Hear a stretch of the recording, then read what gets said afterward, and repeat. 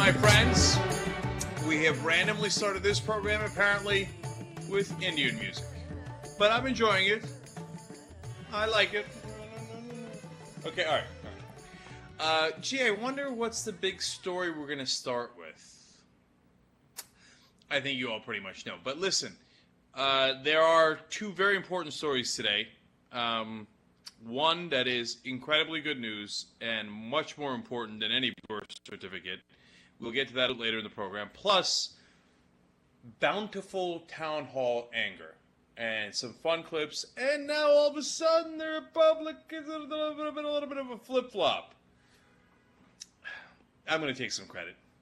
Our segments on the oil subsidies on MSNBC, devastating. Leading the charge. It's not a big deal. We'll talk about it later.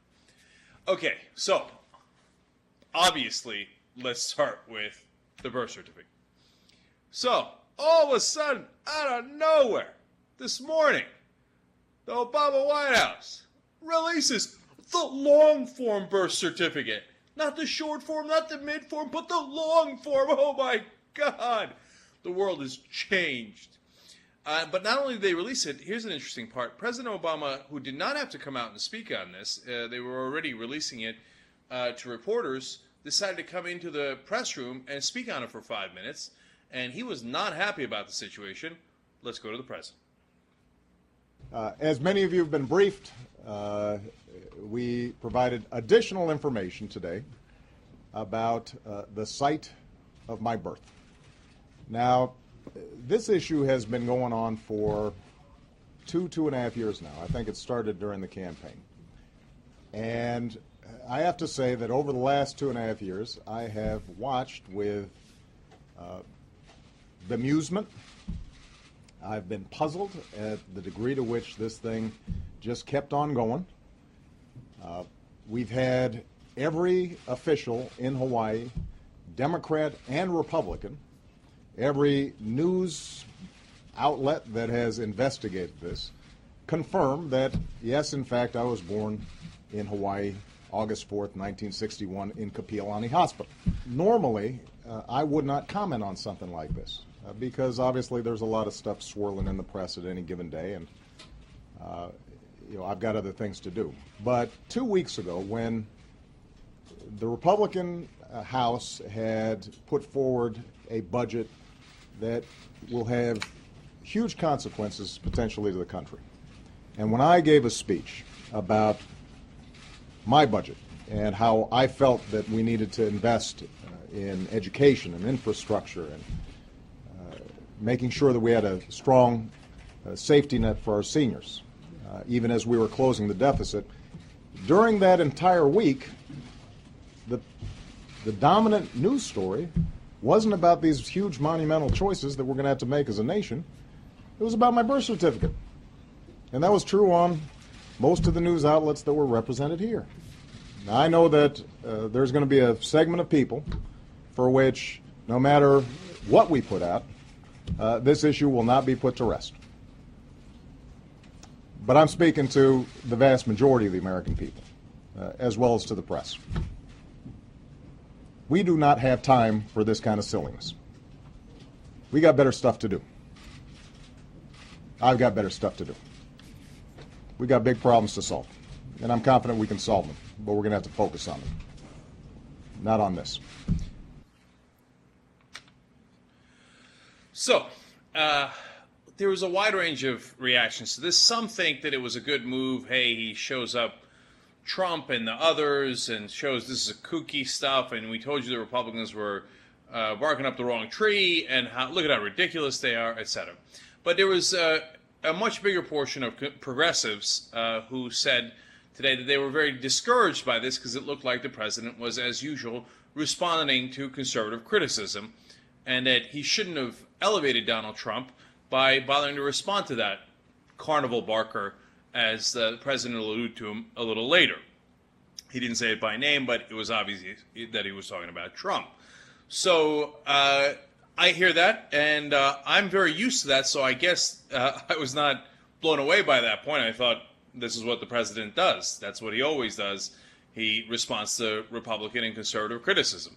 And then there was, I thought, a much better point made by people like Bartunde Thurston, who wrote about this and had a very powerful video about this on jackandjillpolitics.com. And he said, look, this is obviously racial, right, as we have discussed here on the Young Turks. And as I did a huge segment on MSNBC on it with Reverend Al Sharpton. And I went further than Reverend Sharpton. I thought it was flat out racist, questioning his academic career, the whole birther nonsense, et cetera, et cetera. The list goes on. But Bartunde made a good point, which is, look, this has historic tradition that, you know, asking for African Americans' papers, whether it was the voting pool, polls, I should say, Jim Crow, et cetera, and he lays out a very good case for it. And so the president shouldn't have to prove he's American. My God, he's the president, and they're still asking him for his papers. So it's so terribly demeaning and, you know, sinking down to the level of having to address this is terrible, right? And so where do I come out on it? Look, I'm not as upset as some progressives simply because I'm used to this. This is what the president does. He's aloof. He tries to stay above things, and then when he gets conservative criticism, he responds, right? Does he ever respond by taking action when he gets progressive criticism? I've almost never seen it, right? Well, once or twice, okay? So I'm not blown away by that. Now, what should the president have done? Look, I don't have a strong opinion on this in terms of whether he should have released it 2 years ago or 2 years later or 2 months later, but I do have a strong opinion on one specific thing. You shouldn't have done it now. And I'll tell you why. I know he thinks it's a distraction, et cetera, right? But it allows Trump to crow. And he did, of course. He came out and said he bragged about how he got this done and he got this issue resolved. And it was all because of him and how proud he was. And it made it seem as if the president is responding because of the criticism that Trump brought up. It almost makes it appear to be more valid than it was. Now, at the same time, don't lose track of the fact that this is terribly embarrassing for all those goofy, ridiculous, idiotic Republicans who said, oh, we don't know where he's from, why doesn't he just produce the birth certificate? Like Sarah Palin over and over on Fox News Channel. On Fox News, they mentioned this so-called scandal over 50 times, okay? Their anchors did.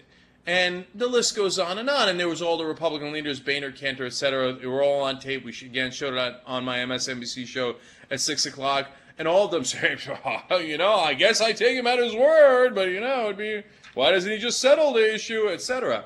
So they all bought into it. They all went in. And then now you see, of course, there's the birth certificate. It was there all along, as the other version of it showed clearly, as the people that maintain these records in Hawaii said over and over again. It was a manufactured nonsense.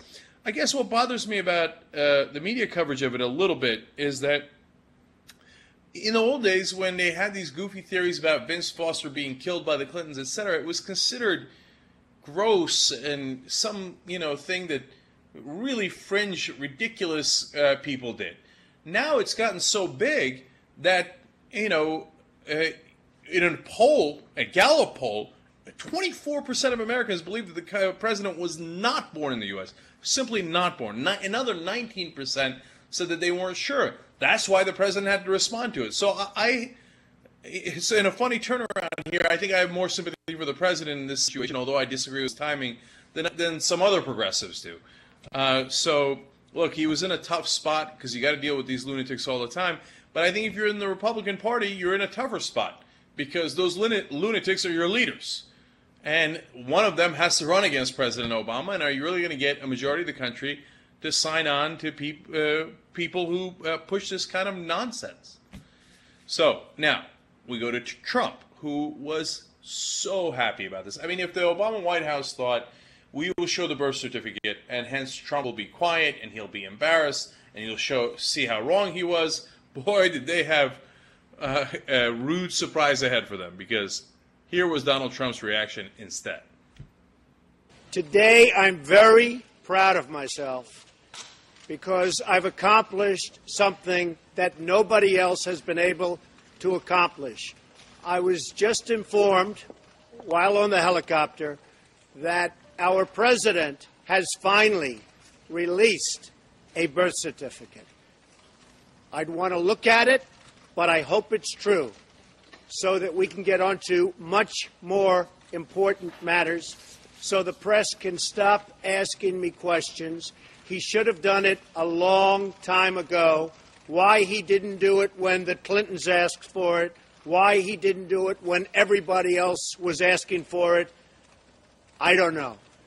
But I am really honored, frankly, to have played such a big role in hopefully getting rid of this issue. Now, we have to look at it. We have to see, is it real? Is it proper? What's on it? But I hope it checks out beautifully. I am really proud. I am really honored. Now we can talk about oil.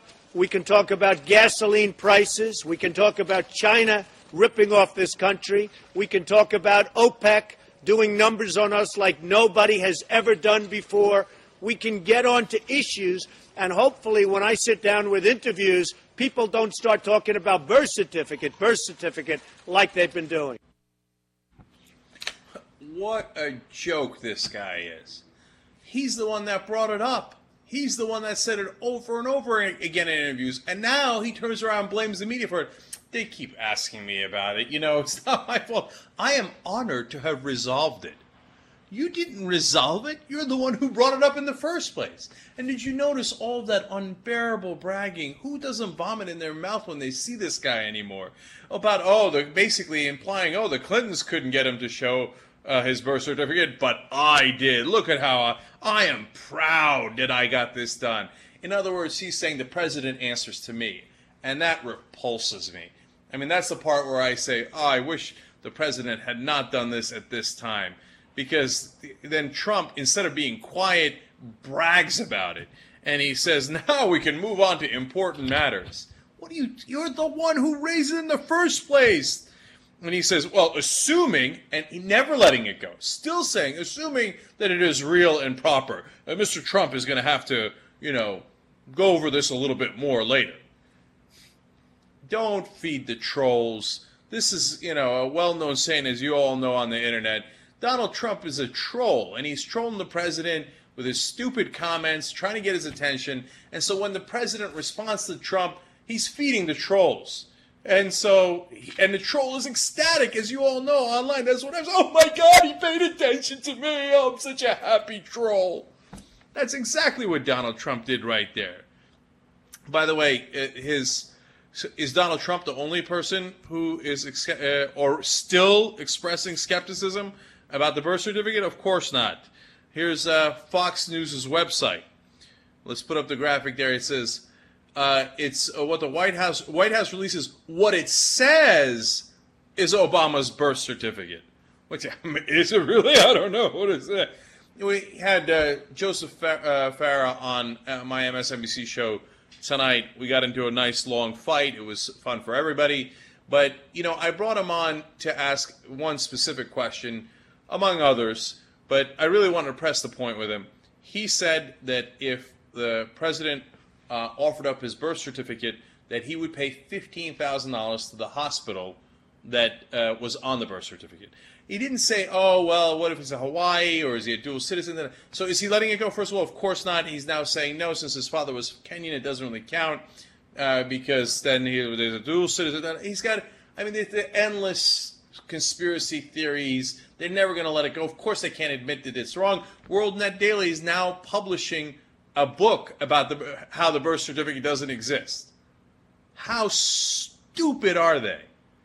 They're publishing that book. Trump, we found out, was actually talking to the guy, Corsi, who wrote the book. Okay? And that's where he was getting fed all this nonsense, right? They're still the losers. They're still going to publish the book. Oh, where's the first verse of it? It's right there, you schmuck, right? But so he still won't admit it, and he's on television. Oh, no, right? But then I said, hey, listen, you said you were going to pay $15,000 if there was a birth certificate to the hospital. You were going to donate it. Are you going to do it? He's like, I'm still looking at it. What's there to look at? I said it was all up there on the website all day. We're going to have to confirm it. How long is it going to take? I asked him. Is it going to take 1 week? Is it going to take 1 day? How long is it going to take? I'm going to have to take a look at it for a long, long time. Because you're not going to pay, are you? You liar. So That's how WorldNet Daily runs. That's one of the biggest conservative websites. Bunch of kooks. They're all crazy. They're lunatics. Okay, and you got Fox News. What it says is President Obama's birth certificate. You got Trump saying, I'll have to take a closer look at it. I will inspect it.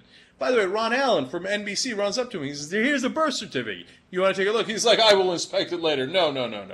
I am proud of all that I have accomplished. Look, Trump overplayed his hand, man. He thinks this is all cute games, but there's a lot of people in this country really mad at Donald Trump. And that portion of his audience, I guess that's how he makes his money, by being the carnival barker that basically the president called him out to be. Well, look, that audience isn't going to want to pay for Trump anymore. And as one of my guests, Bob Shrum, longtime Democratic strategist, said on air today on MSNBC, who wants to live in a building named after Trump now? It disgusts me. Okay, if you're not convinced yet, we'll give you yet another racial attack that Trump did on Obama again today. Clip number 3. You look at what he's doing in Libya, which is a total disaster. Nobody even knows what's going on in Libya. You look at what's happening with gasoline prices, where he said he has no control over prices, which he does if he gets on the phone or gets off his basketball court or whatever he's doing at the time. Come on, man. How obvious is this guy? First, is he really one of us? I don't know. Was he really born here? I mean, the birther thing is entirely racial. They've never asked a white Republican or Democrat about their birth certificate. Of course it has to do with race. Then second of all, Trump says, how did he really get into Harvard and Columbia? Come on. I heard his grades were terrible. Who did you hear it from? As always, no proof whatsoever. And he says, well, some of my friends have really bright sons who didn't get into Harvard and Columbia. He's saying, even my white friends' sons didn't get into those schools. How did this black kid get in? Come on. And now he says, oh, why doesn't he get off his basketball court? How clear does it? Look, the only argument you can make is either Donald Trump is obviously so racist that he doesn't understand how racist he is. Like, he's like, those black guys are always on a basketball court, right? Now, yes, does President Obama play basketball? Yes, he does. So does, for example, the senator from Pennsylvania, right? And do they play together oftentimes? Are they always talking about how senators playing basketball? No, but Obama, huh? Look, come on, I don't even have to explain this. This is so obviously racial code terms. How'd that black guy get into a good school? Why doesn't he get off the basketball court? And, just that guy, is he really one of us anyway? You sicken me, Donald Trump. None of this is funny or cute anymore. And it never was in the first place, but now it's become grotesque. The only other argument you can make is that Trump doesn't really believe it. He's just trying to appeal to the racist vote because that's who votes in Republican primaries. And he thinks, well, that's why I'm at the top of the polls now, because the racists are on my side. Let me continue to try to get their vote. And maybe in his deluded mind, he thinks he's going to be president one day. Look, he's done a lot of damage, not just to his own brand, not just to the Republican Party, if you ask me, but he's done damage to the country by coarsening our debate, our conversation, our politics, and making a mockery of the whole thing. He's a fool. Young Turks.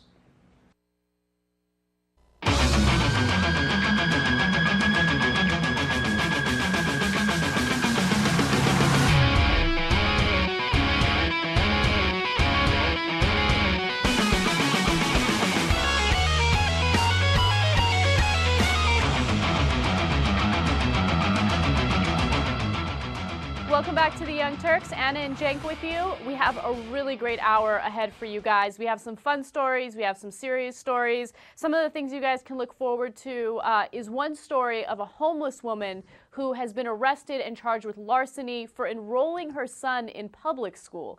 Okay, I'll give you the details on that story later. And then also a fraternity at Penn. They have been investigated for molesting a camel. Allegedly molesting a camel. So we have that story as well. But first, we're going to start off with Judge I'm Vaughn. so proud. I know. We do important work here at TYT, okay? But here's the thing. No. Mm-hmm. That's also my alumni, or my whatever you call it. I never get those alumni, alumnus, alma mater. That's my alma mater. That's what it is. Mm-hmm. You can tell I went to an Ivy League school. Can't even get those words right. Anyway, so yes, I'm proud that we're doing it on the show, and I'm proud that that's my school. Two things we're known for: camel stroking and Donald Trump. You should be proud, Uger. You should be proud. All right. So let's start off with Judge Vaughn Walker from California. He's the chief U.S. district judge who basically said that Proposition 8, which would ban gay marriage in California, was unconstitutional. Now, after he made that ruling, he retired, and then he came out saying that he is not only gay, but that he has had a partner for 10 years. So, of course, conservatives are taking this new information and doing whatever they can to use it to throw out his ruling on Proposition 8. They're saying, look, we shouldn't disqualify his ruling because of the fact that he's gay, but we should really disqualify it because of the fact that he's been in a long-term relationship and he probably wants to get hitched as well. Okay, so what I love is that legal experts are saying, no, you can't throw this out. This information cannot be used against him. It cannot be used against the ruling because of the fact that there are several judges that might have religious biases, right? And you can't ask for an investigation into their personal lives to figure out whether or not they have a bias that would change their ruling on a given topic or on a given case. So it's very unlikely that this ruling will be thrown out. Yeah, I mean, look, we can go further and further on this. Okay, well, if you're straight, maybe you're biased because you just want to keep marriage all to yourself. Okay, that doesn't make too much sense to me, but, you know, apparently some straight folks are quite jealous about gay people getting married. So if gay people can't decide the cases and straight people can't decide the cases, I don't know, what are we going to do? Are we going to bring in transgendered people? I guess it's that the conservatives wouldn't be that happy about them deciding the case either. Now, I know their fig leaf excuse of, well, he's not only gay, he's in a committed relationship. That makes it so much worse because that means he's biased by the fact that he has a loving relationship, and we're making the case that loving relationships can't exist for gays legally.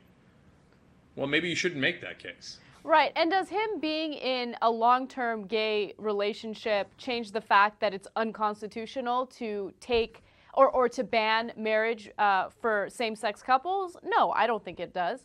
So this is a really interesting case, and I love that they have absolutely no legal grounds to overturn this or throw out the ruling. But I knew this would happen as soon as he came out. As soon as it was in the press, I was like, you know the conservatives are going to try to use this against him.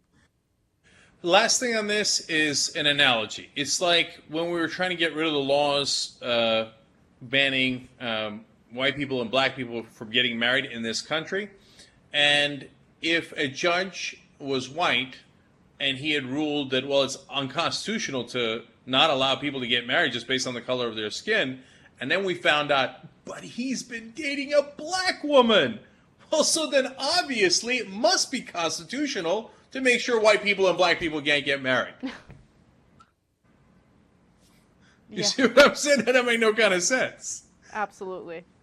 8 horses have been killed in a fire. Officials have said that it's arson, and they believe that it was a hate crime because of the fact that the barn belonged to a gay man, and after the barn burned down, the only walls that remained had spray-painted sentences like "fags are freaks" and "burn in hell." So authorities in Ohio right now are investigating this, and they're actually offering $5,000 for anyone who might have any leads. But this is such a sad story, okay? Because first of all, it's a hate crime, and that's despicable in and of itself. But 8 horses died because you're an idiot, because you're a hateful individual and a hateful human being. Yeah, you know, I think too often we get devolved into a debate about whether the guy should get an extra sentence or not, or an extra charge for the hate crime. But it doesn't really matter too much in my mind, because I think you should get an incredibly high penalty for purposely burning down and killing 8 horses, which is incredibly inhumane. I mean, take Michael Vick's sentence and multiply it by a couple. You know, and apparently the guy walked through the barn as, you know, he was getting it ready to burn it up. And so he saw, it's not that he didn't see the horses. He saw, one of them was, as you said, recently born. It's like, oh, cute little horses, but they belong to a gay guy, and I'll show that gay guy by burning down and killing these horses. But, I mean, how sick are you? I mean, that's the problem with people that are filled with this kind of hate. They have an internal problem, you know? And so it drives them to do incredibly stupid things, one of which happens to be this. Yeah, it's so sad and pathetic, and it just makes me sick to my stomach to know that those horses died because of this guy's crazy feelings toward the gay community. It's really sad, and I really hope that somebody finds out who it is, and I hope he gets caught, because he should definitely be thrown in jail for what he did. Somebody who is that heartless, I think, is dangerous. So, all right. No, the guy's the guy's a sociopath. Mm-hmm. Second of all, you don't do something like that unless you got some serious internal issues. That guy hates himself. I don't know why he hates himself, but he definitely does. I mean, you got to be really disturbed, self-hating individual to take out your own aggressions on, helpless, innocent animals like that. All right, Cenk, one more downer story before we have a little fun in this hour. This story was actually reported on Alternet, and it has to do with a 33-year-old woman in Connecticut by the name of Tanya McDowell. And she was recently arrested and charged with larceny because she's homeless and she enrolled her son in a public school in a wealthy neighborhood. When she got caught, authorities said that her son did not deserve to go to this school and that she would have to pay the price that it cost to educate her son at this school between September to January of this year. Okay, so he was only there for a few months. They're charging her with over $15,000, and she faces a 20-year jail sentence because of this, because she wanted to provide her son with a good public education. She's homeless. What else? I mean, where did you want her to enroll her son? Did you want to make sure that this homeless woman enrolled her son in a poor neighborhood, in a poor school? That would make you happy? That's the kind of education he deserves because his mom is homeless? Yeah, I literally don't know where she's supposed to enroll him. And you're right, Anna. If you think about it, if you're homeless, where can you go? And so are they punishing her because she didn't know her place in society? And how dare she go to a rich district instead of, would anybody have arrested her if she had enrolled her son in a poorer district? My guess is no, right? And it's revolting. Here she is trying to do better, trying to give her son an opportunity. It's an opportunity at the American dream. We should love her for it. We should commend her for it. But instead, we're going to arrest her. Now, look, even if you disagree with her actions, okay, and I don't, I think I would definitely accept her son into that school. I think she was enterprising. I think she cares about her son. And I think that kid is much more likely to be motivated and get a good education if he's got a motivated parent, right? I mean, she's going way out of her way. But even if you think it's wrong, right, we're going to arrest her and put her in jail for 20 years? What kind of sick country have we become? I mean, how many times do we say that in these stories? I mean, you say, look, at worst, you say, okay, your son can't go here anymore. But arrest her? I mean, how greedy are you? She wasted our taxpayer dollars on her poor son. Only rich people get to go here, and if this poor kid comes in here, that's a waste of our taxpayer dollars. Arrest her and put her in jail. That's sick, man. No, it is sick, and it's maddening. The sense of entitlement the wealthy have in this country really, really just disgusts me. Okay? I mean, I'm at a loss for words with this story because you're right, Cenk. They're going to add insult to injury, throw this woman in jail for wanting to provide her son with a good education. A similar thing happened with a woman by the name of Kelly Williams Bowler. If you guys can remember, she also was in a bad financial situation, so she found a way to enroll her son in a school in a wealthy neighborhood because she wanted to make sure he was safe and she wanted to make sure that he would get the best education possible, even given her circumstances. And, she got into a lot of trouble for that. Authorities found out about it, and she also faced jail time, 10 days in prison because of what she did, right? And the media pressured politicians to do something about it, and, her case was dismissed. But I think the same exact thing should happen with this woman. This woman is homeless, okay? She wants to provide her son with education. She wants to make sure that he gets the best education possible so he has a chance to turn things around in his life. And then you have the wealthy striking him down. It's the same thing that we see in this country with, corporations not wanting to pay their taxes. They want to be as greedy as possible. They don't care if the education system gets affected by it. It's none of their business. They don't want new money. They don't want people to come up in this country, okay? They don't believe in the American dream. They want to remain rich, and they want to make sure that no one else joins them. I mean, just last thing on this. Think about how sad a statement it is on our country and in that community that they think we don't want our taxpayer dollars wasted on a poor kid getting a better opportunity by getting a better education. No. Our tax dollars should only go to our rich kids and not to poor kids at all. And we're not even talking about, hey, there was a loophole and they're bringing in 100 kids, they're bringing in 200 kids, 1,000 kids from a nearby neighborhood. No, it's one kid. And no, can't have rich people's money being wasted on poor people. That's apparently not the American way. One more thing, Cenk, and then JR wants to say something too. But, they're going to throw her in jail, and then what's going to happen to her son? She's a caring, loving mother that wants to look out for her son, okay? Then she's going to be thrown in jail, and what's going to happen? He's going to be thrown into the foster care system. I mean, it's the worst possible Anna, where's the story? I'm sorry? Where's the story? This story is Where's the story? In Connecticut. Look, if you're anywhere near Connecticut, man, don't let them do this. It's a fucking crime if they throw her in jail. It's a goddamn crime, man. If you're in that town, what's the town, Anna? Bridgeport. Bridgeport, protest, go to the police station, go to the newspapers, do whatever you got to do, man. Don't let them arrest her, and they've already arrested her, but she shouldn't go to trial. She shouldn't go to prison. This is sick, man. It's sick. Don't let it happen, man. Don't let it happen in your community. Spouse of reason. Some point we got to stand up and say enough's enough. Well, the 20 years is how the thought process. It's to make sure that it deters other people from doing these horrific crimes, to keep her in her place. So I'm gonna go ahead and go there. Yes, it's to keep this black woman in her place. Which, by the way, it's not a rich school because the friend's address that she used was a government-assisted place. It's not like it's a rich place. Mm-hmm. So they also got her kicked out of her government-assisted place. They want to just set an example for everyone. There's no bootstraps for you, black folks. There's no bootstraps, you rich, poor black single mother. Pay $15,000 somewhere and go to jail, and we'll make sure your son doesn't have a positive outlook on this country that he was born into, that he's a citizen of, that he has the right to do what he wants in. No. You're subpar citizens. Stay down there. What the fuck do you think you're doing trying to get somewhere in this country? You know who bootstraps are for? People who don't need them. Fuck you is what it's saying. It's horrific. I hate it. That's what's happening in this country. So, all right, that was a total downer story. But let's take a break. When we come back, we have camel molestation for you guys.